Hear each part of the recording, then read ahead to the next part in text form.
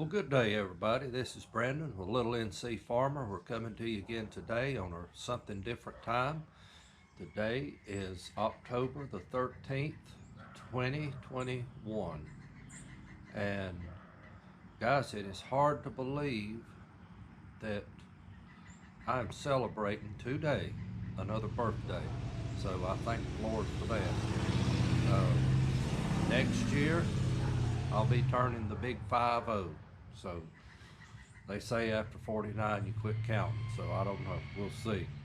But anyway, glad that we can come to you again today, and I do apologize for my absence last week. I had a lot of things I needed to take care of, and I had just run plumb out of time to get some videos. I like to try to make stuff in advance so it don't push me, and I was a little pushed, and so I just didn't have the time to get stuff uploaded in time to get it, where it would be, you could view it. And we try to do these something different times on Wednesday morning. They'll come out every Wednesday morning. I've got it set to go live at 5 a.m. Eastern Standard Time. And so this is, kind of a routine thing that I do. And so anyway, we talked a little bit about what's been going on around here. Y'all saw the video yesterday that we did on our garden out here. And guys, I mean, it is simply just going to town. I mean, I am just so pleased. Overall, my garden this year, guys, I am not a bit disappointed with it. There is one thing, and I've not said anything about it really all summer. The Cherokee Tan pumpkins, I got the seed from Mr. Danny King down at Deep South Homestead. And they came up. I started the plants here, and they came up, and I took and transplanted them elsewhere.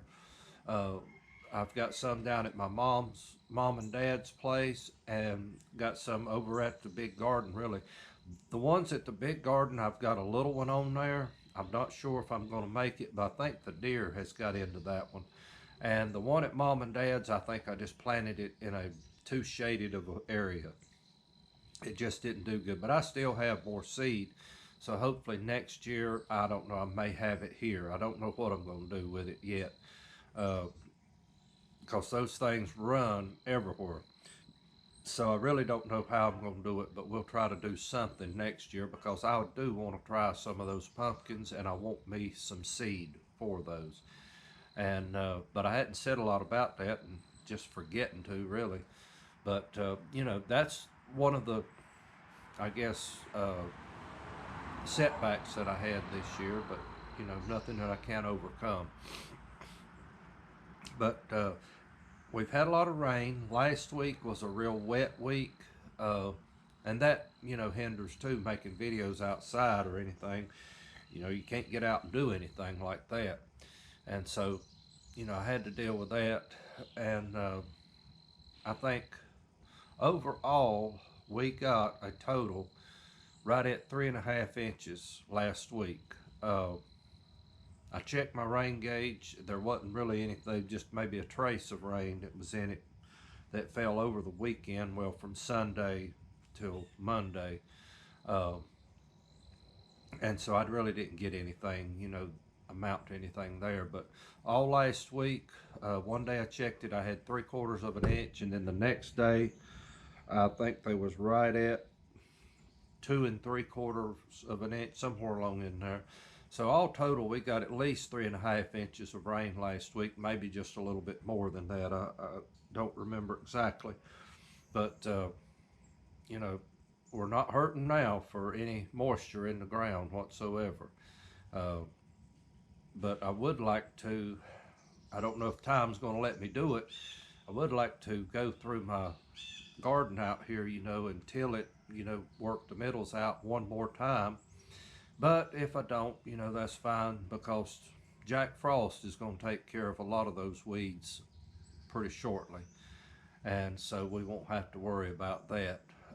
Usually by the end of this month, we will have a light frost. I don't know whether we will this year or not. It's, that, I don't know, that kind of comes and goes with each year.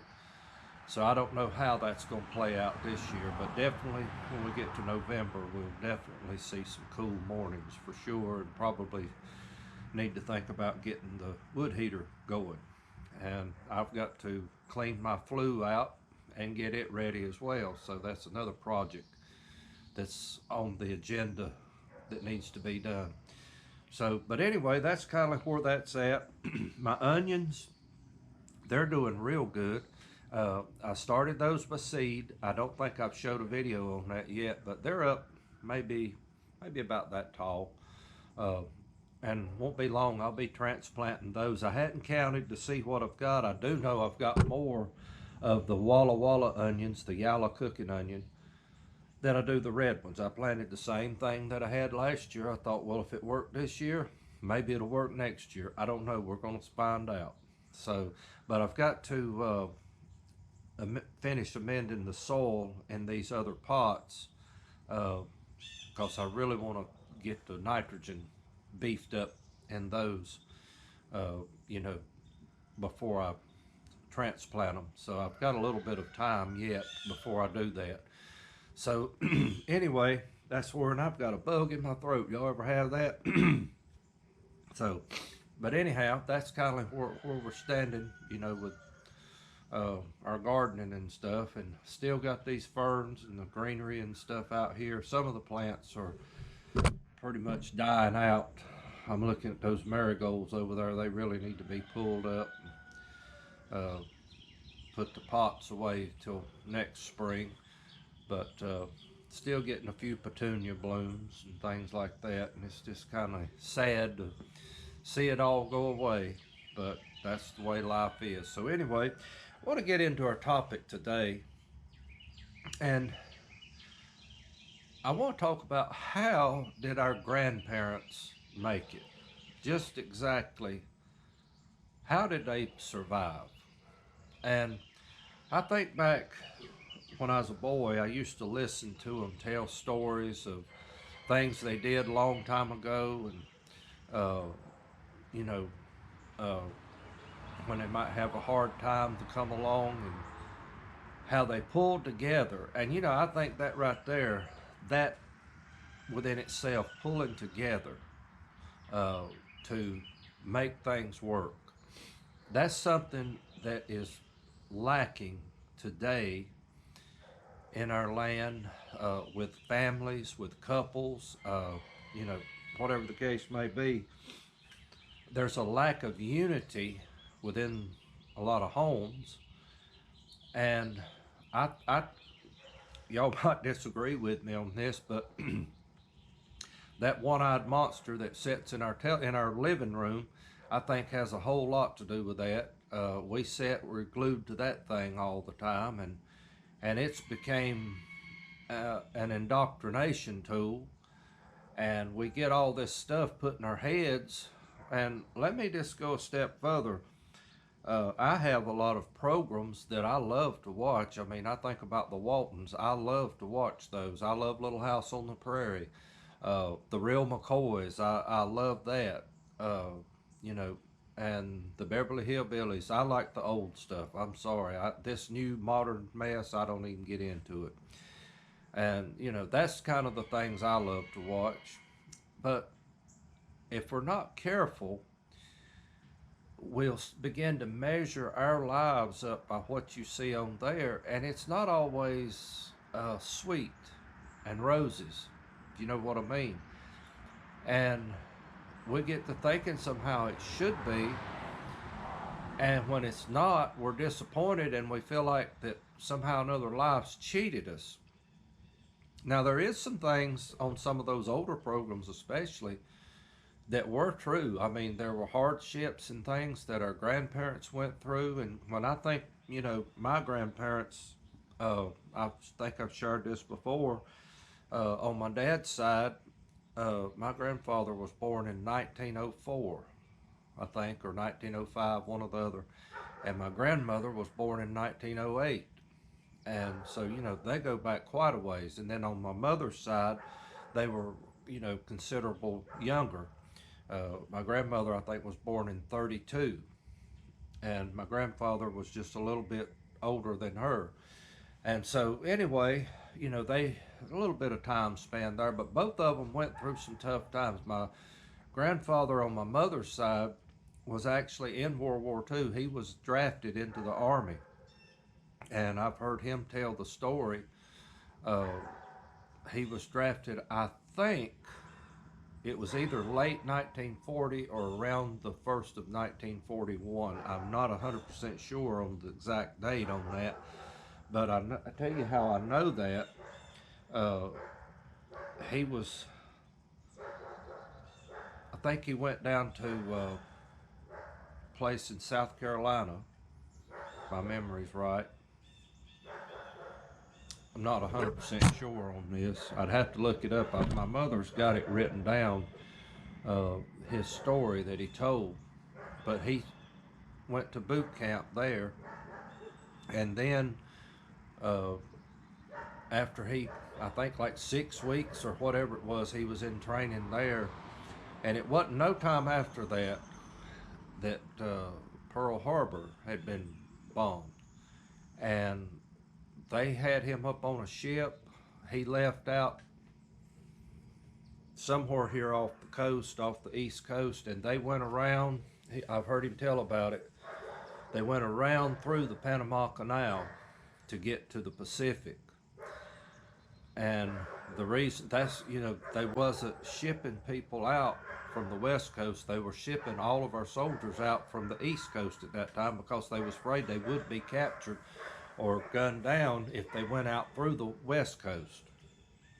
And so I remember him telling that story, but they had to go through the Panama Canal to get to the Pacific. And they went on around and they set sail toward, I think now it was either the Solomon Islands or the Philippines one. It was one of the two, where I think he ended up at. And he actually came down with malaria, I believe it was, while he was there. And the funny thing though, before I tell that, they gave him a pair of boots that was too big. And he put those on and it wore blisters on his heels. And said he couldn't wear them. Said he put his loafer shoes, I think it was, he had on, and said the old sergeant come out there that morning and said, "What are you doing out here with civilian shoes on?" And said he pulled his shoe off, and took his sock off, showed him his heel there where it just rubbed raw. And the sergeant said, "You go back down there to sick bay, but before you go there," he said, "I want you to go down there to the tailor room or wherever it was," and he said, "You tell them get you a pair of boots that fit you, and do not report out here till you got them on." And so he stayed down there, I think, a couple of days till they got him a pair of boots or something like that. But that was just, you know, one of the funny things that he got to tell. But he did come down with a sickness. I want to say it was malaria, but I might be wrong about that. But he came down with a sickness, and I forget how long it was he was there. He was sick with that. But they sent him on a hospital ship back to California. He laid out there, and he said, I remember him saying this, that they'd actually give him up to die. But he did overcome that and was able to go back. I think he actually went back into the service. But one thing that happened while he was there was his mother had passed away, and he got a pass, you know, to go home. And I've heard my mother speak of this. All he had on him was $100 bill, and said they was a couple that was going across the country, you know, was traveling east from California, and he was able to get a ride with them, and he gave them that $100, and that's how he got back home. Now, I don't remember how he ended up getting back, but that's how he got back home.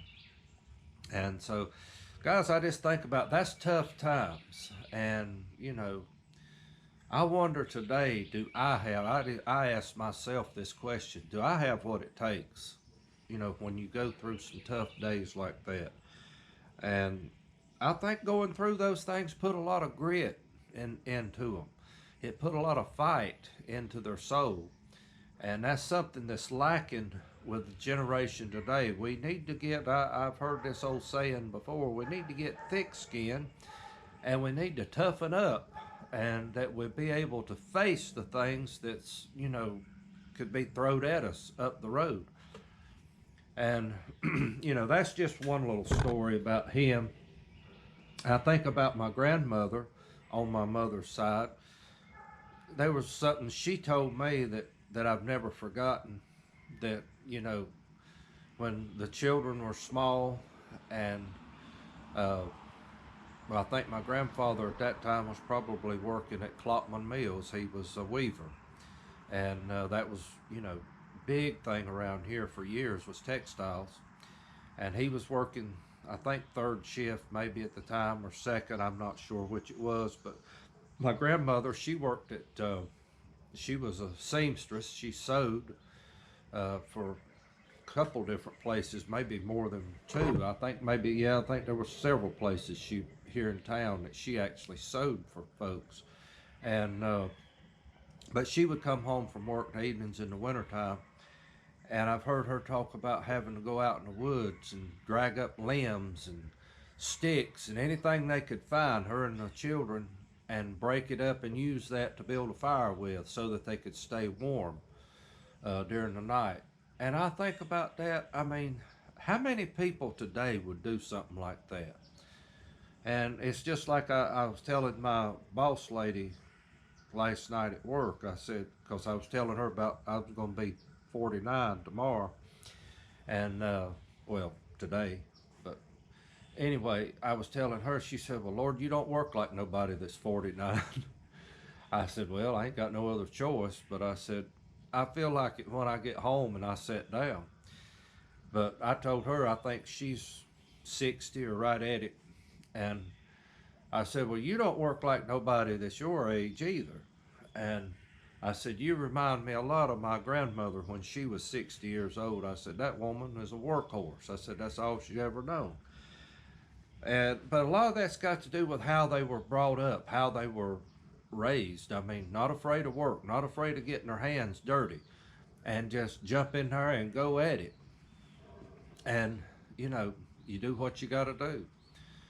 And, life itself will put you through those things, and it's how you receive it and how you deal with it is what it's going to make you. And now to talk a little bit about my dad's side, my grandmother on my dad's side, she was actually the first grandparent that I lost by death.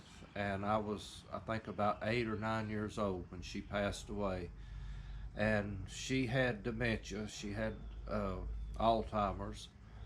And, that was a sad thing to watch, because I'm thankful that as a real young child, I did get to know her when she still had, a decent mind. And I remember, oh me, Lord of mercy, if I could have a day in time that I could go back, I would love to go back, say when I was about 3 years old or so, but go back as an adult. And I would love to sit down at her table. I mean, that woman, little woman, she wasn't very big, but she could cook up a meal. I mean, fried chicken and homemade gravy and homemade biscuits and I mean, just homemade everything. Homemade banana pudding. I'm telling you right now. And I mean, and she could cook. And, that's what I remember the most about her. But my grandfather, now he was quite a character on my dad's side. I think if I take back after anybody, it'd probably be him. He was a character. And I'll share a little story about him. When I think he was about, it's either the 4th or 5th grade, he dropped out of school. He never did go back. Now, like I say, this is like in the, early 1900s, and times were different back then than what they are now.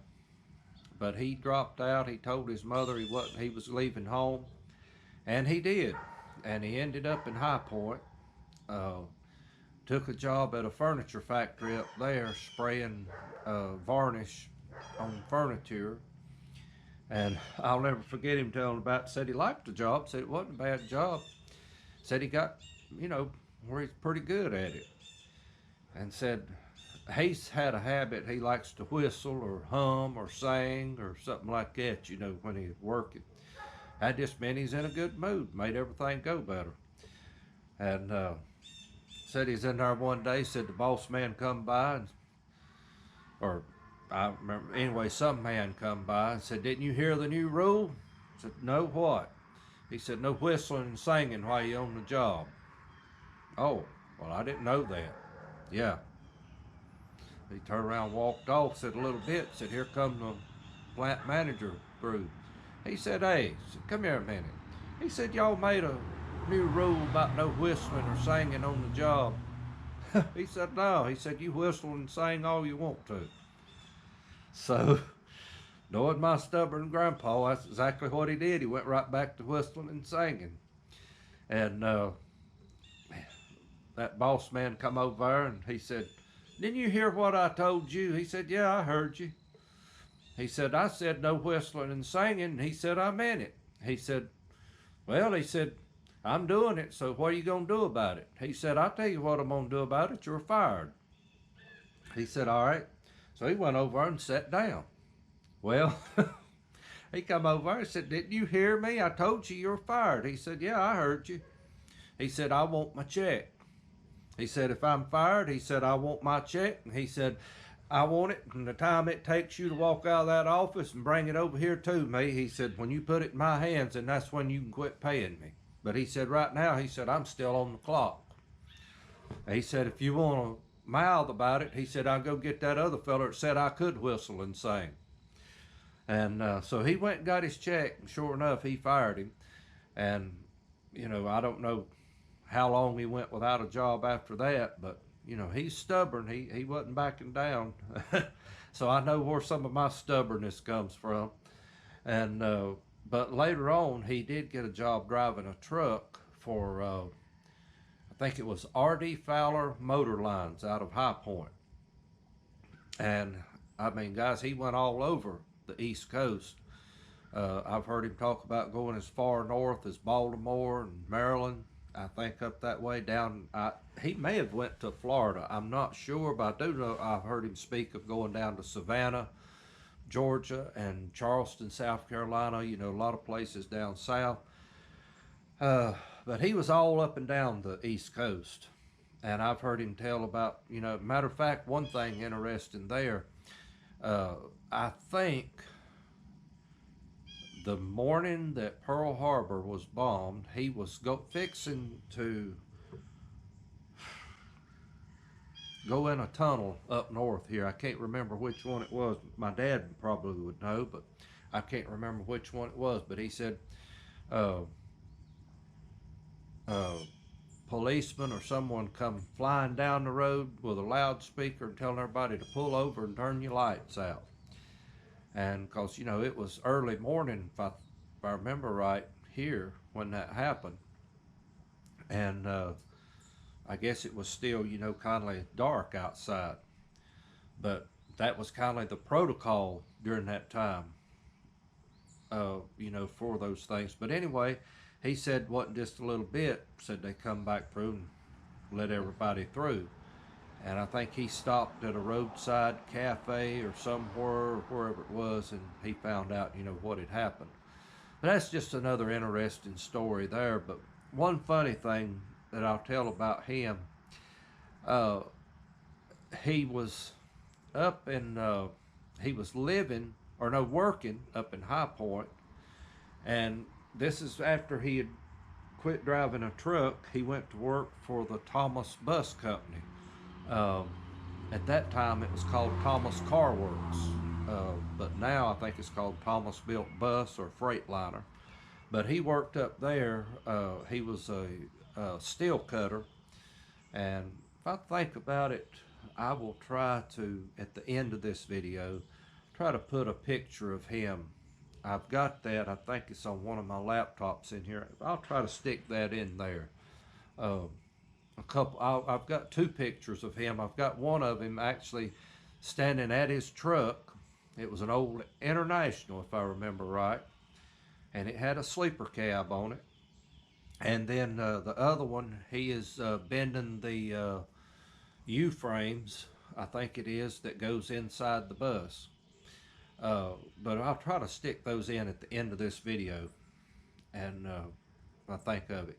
But anyway, he had got a job there, and he was living down at where my mom and dad live now. We call it the old home place, and driving all the way to High Point at that time. Now, I want to hear about survival. One thing that I think about a lot of times, I mean, I think of the factory that I used to work at. I wonder how many days my grandfather went by there dropping people off to go to work, because he took several people from down in that area. They would ride with him, and he would take them to where they worked at. And then once he got them there, then he would head on up the old mountain road, we called it, and he would go on to High Point. Now, guys, that's a lot of traveling. From where we grew up at all the way. I don't remember how many miles that is. That's a long ways. We didn't have the 4-lane highways then either. But he would do that.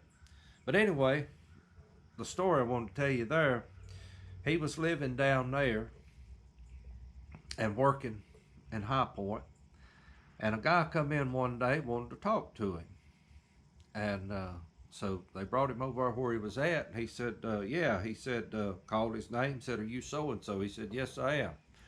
He said, I want to know what you going to do about that vacuum cleaner.